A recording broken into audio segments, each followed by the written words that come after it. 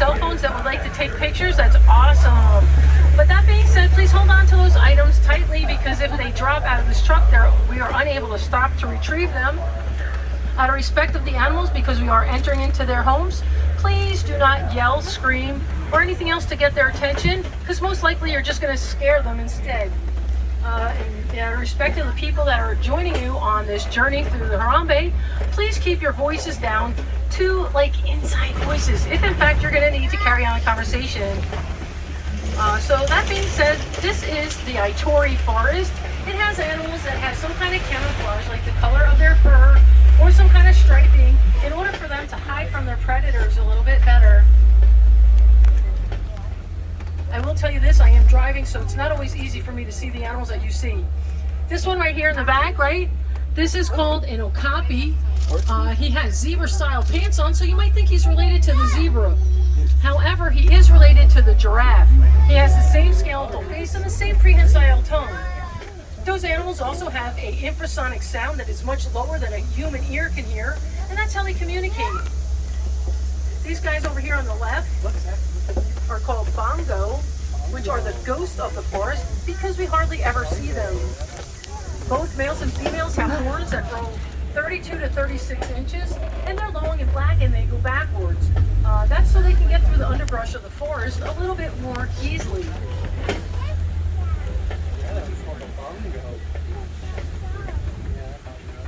For those that have your first time here, welcome. For those that are just coming back again, welcome back. If you're here for the first time, it is different each and every time you come out, because you'll have a different experience with another driver and the other animals. Right here on the left-hand side, we have our black rhino.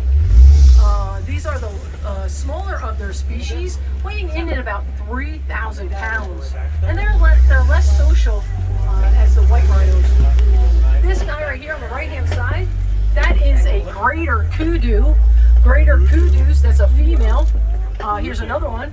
You can tell she's a female because she has no horns. The males have horns that are long and black that grow like 6 feet long. They are one of the larger antelopes that grow 55 inches to their shoulder. And yeah. On the left and the back, you can see him. He's kind of facing the other direction, but you can still see him. That's the saddle-billed stork. They grow 5 feet tall, and their wingspans are 9 feet wide, which is the same width as their canopy. Some people might actually say they make the perfect married couple because they mate for life and they have no vocal cords. I don't know if I told you, and I'm sorry if I didn't. You do have an identifier above your heads. Those animals are on there. It doesn't guarantee that we're going to see them all, but hopefully we're going to do our best to see as many as we can. So we just left the Ituri forest, and we entered into the Safi. This is the Safi River, which is the watering source and the watering hole for these animals, and it's the home of the hippos. So take notice to the water right here as we're driving by. There's a hippo under the water. These creatures will stay submerged most of the time to keep their body temperature down. They do not swim, but they do walk and they run across the floor of the water. And here's some right here on the top of the water, on the left. They can grunt and snort while they're under the water to communicate. And when they come out at night to graze, they graze about 80 to 90 pounds of food a day. And when they come out at night to graze, they also have their individual voice, like we have our voices. Well, they have one too. It's actually called a wheeze honk. The more dominant male will let out that wheeze honk, a very loud wheeze honk, to let the rest of their family members know that there's danger in the area. Their family is actually called a bloat. Oh my goodness, little baby. So if you notice on their heads, they actually, all their things like their ears and their nose and their eyes are on the top of their head. They stay submerged that way. They can only stay underneath the water probably about 8 minutes. These here are Nile crocodiles. Nile crocodiles can grow 18 feet long, and they can weigh about 500 pounds. They can actually half of their body weight in one meal, so they go days and weeks without eating. And when they lay their eggs, and those eggs are actually becoming ready to hatch, they will actually put their eggs back in their mouth, and they will actually roll them around to help along in that hatching process. Once they're hatched, and you have little crocs, if there's danger in the area, they will actually put them back in their mouth and hold on to them for safety.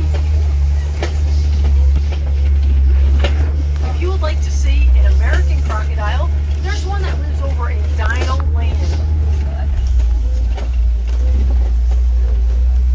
Right here is the baobab tree.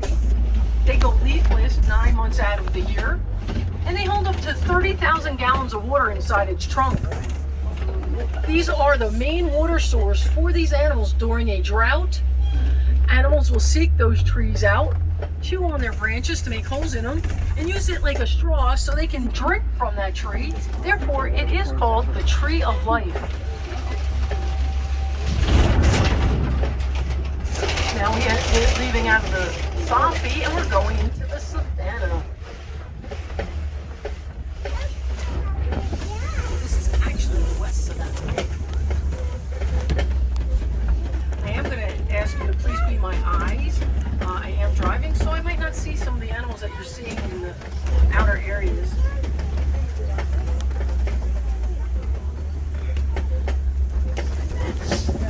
However, I do see some Maasai giraffes. Maasai giraffes grow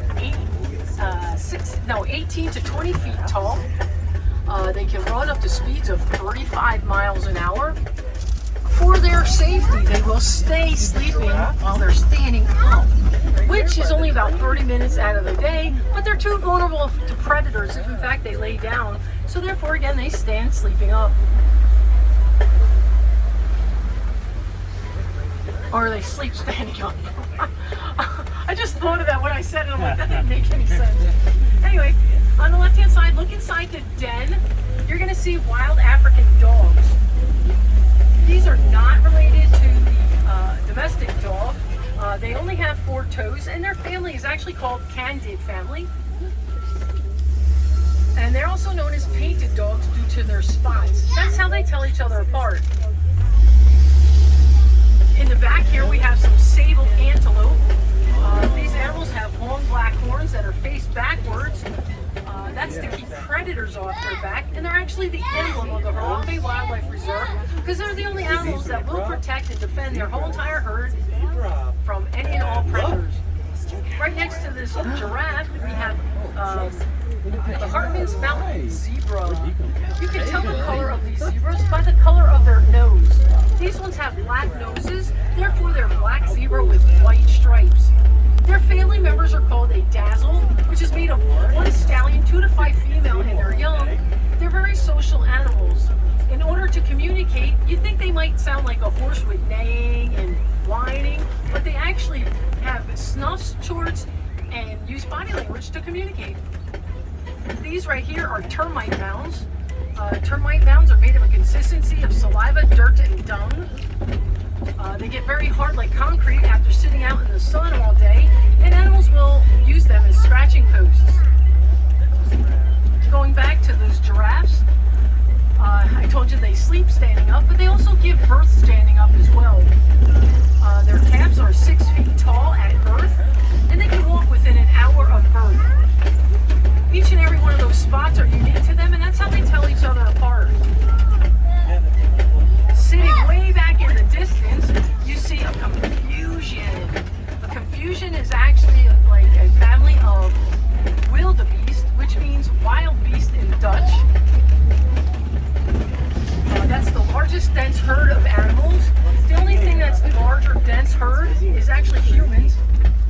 So that's a prehensile tongue for you. Just in case you didn't know what one was. Those animals will actually migrate anywhere between 500 and 1,000 miles away. And this animal right here on the right, and there's another one right there with its tail wagging, that's a Patterson's eland. He is the larger of the antelopes. They grow to 6 feet to their shoulders, and they can go 8 feet high in the air if in fact they're standing still. And both males and females will have horns that are curvature and go backwards. Oh, the animals right here inside the palm right there, those are Ankoli cattle. Ankoli cattle are one of the domesticated animals out here, and they're also called Watusi for the first family that domesticated them. They have those long major horns that grow 3 to 4 feet long. They're actually filled with a honeycomb-shaped pattern filled with blood vessels, and those blood vessels actually keep their body temperature down. Back here. And then to communicate, they will actually say moo, just like a domestic cow. As we come around the bend, I saw an African elephant. I will tell you this, if in fact you see more than one or a large herd, it's usually female and they're young, because males tend to be solitary. So this is probably a male. You see how he's wet? How he's all wet like that? He's actually, it's not so much wet, but he puts mud. They put mud on themselves because they have very sensitive skin to the sun, and they can sunburn just like we can, so they use the mud as a sunblock. What sound does an elephant make? You can see that he's flapping his ears.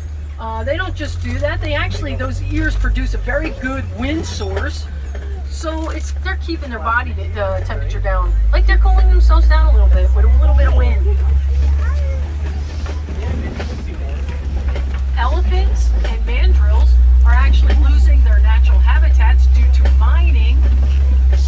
We're mining for coltan, which is a mineral used to make small electronics such as laptops and cell phones. We're asking you to please be mindful of this while purchasing those new items so we can start recycling some of the old ones and hopefully keep these natural habitats more intact.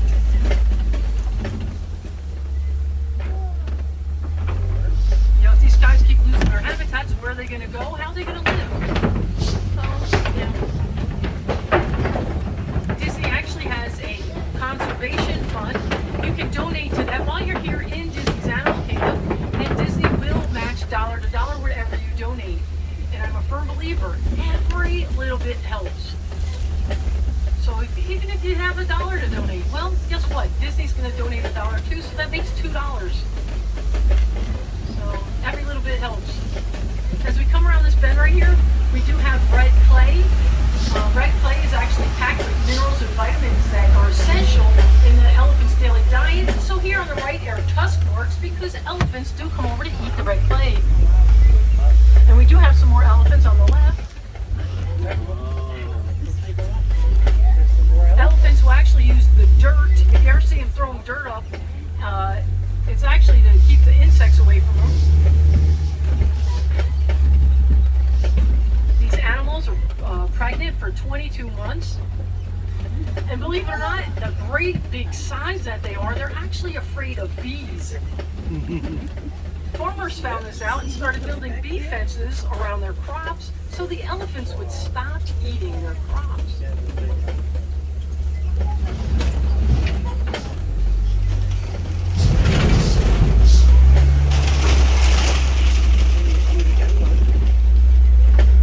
might get a better view of some of these animals on this side that were at a distance before. Oh, yeah, there's the Patterson's Zealand that I see. Oh, and there's another elephant on the left. And here's that confusion that we saw. Oh, and there's the Patterson's Zealand right there. Remember, that's the largest of the antelopes. The male and the female, they both have horns. Let's get down here so we can maybe see this elephant. She might come over to the water and maybe squirt. I'm just kidding. I hope she'll do that.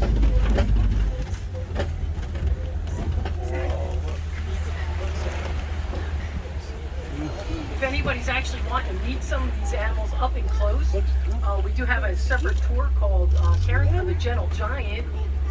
And that's a separate tour from us, but you're able to check it out and ask about it at the kiosk in front of our standby line. There you can also ask about maybe meeting up with some rhinos as well. This right here is a flamboyant, which is a family of flamingo. These are the greater flamingos, so they're larger in size and lighter pink in color. Their island that they're they're situated on is a hidden Mickey. Look at this little guy eating. It looks like he's doing the backstroke. It is actually mating season, so if you look, they're already starting to nest. They get their pink coloring from their daily diet, which is brine shrimp and other aquatic creatures that contain beta carotene. If you're noticing, like some of these right here do not have that pink color yet, it's because they're juveniles. They usually don't get that pink color for about 2 years. That being said, if you're interested in seeing some other flamingos, we do have the lesser flamingo as well. They're situated right next to the tree of life, and they're smaller in size, but they're much more vibrant pink color. And they already started their nest, so you can see their nest. And right here is a white rhino. It's kind of weird that he's hanging out by himself. But anyway, this is a white rhino. These guys are a little bit more social with each other than the black rhinos. So you usually see a family, which is called a crash. I know. These are the larger of their species. They weigh 4,000 to 5,000 pounds. Rhinos in general have very poor eyesight, but they have a very keen sense of smell and good hearing. If in fact these guys get frightened, they can charge up to 35 miles an hour. Up there they are. There's a couple more up in there.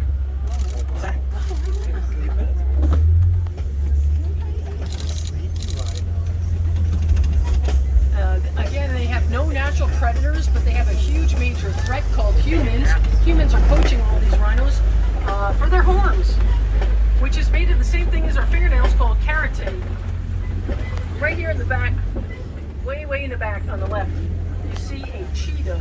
Cheetahs are one of the larger cats, and they're the fastest cats in the world. They can go 0 to 60 in 3 seconds. They cannot keep those speeds up, however, they do reach them. When they're traveling at those speeds, they will use their tail as a rudder, like a directional. And for those that didn't know what a rudder was, that's a directional. They have black lines, right here by this tree. They have black lines by their eyes in order to deflect the sun away from their eyes, because they're daytime hunters. To communicate, they can actually meow and purr just like a domestic cat. And in order to communicate with their young, they can actually chirp just like a bird. Those coats are actually evenly distributed with spots that are about 2,000 spots a cat. This area of land is called Kopje, which is an area of land that sits up higher in the Savannah, made of stone and grassland.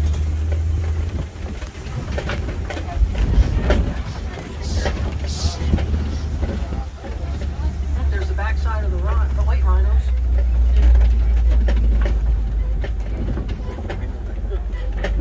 Here's a Bonte Bok laying out by himself, and in the distance a little bit, you have an ostrich. Bonte Boks are related to the wildebeest. They were actually on the verge of being extinct, and farmers found out, and they started building fences around them on their own property to protect them. The Kopje is actually the home of the lions. Lions will rest anywhere between 16 to 20 hours out of the day. They have 6 times greater eyesight than we do at night. Therefore, they're nighttime hunters. Females will do the hunting in pairs because usually their prey is faster than they are, and the males will hang back and protect their family, which is called a pride. Oh, all the way in the back. Oh, and he's right here too. The warthog. So we have warthogs. They're the largest burrowing animal. They're actually the only animal that will go into another animal's burrow after they left to repurpose that burrow for themselves. They can run up to speeds of 35 miles an hour. They do not like to be bothered, and they hold on to grudges. So, as we come around this bend here, remember I said there's an ostrich over here. I can't see him right now, but there's an ostrich somewhere over there. And here's an ostrich nest. Those are actual eggs that weigh 3 pounds apiece. They have very thick, hard shells, so if a human was to stand on them, they would not break. However, ostriches are the largest of the birds. They have feathers and wings and are unable to fly, but they can reach speeds up to 40 miles an hour when they're running. Males and females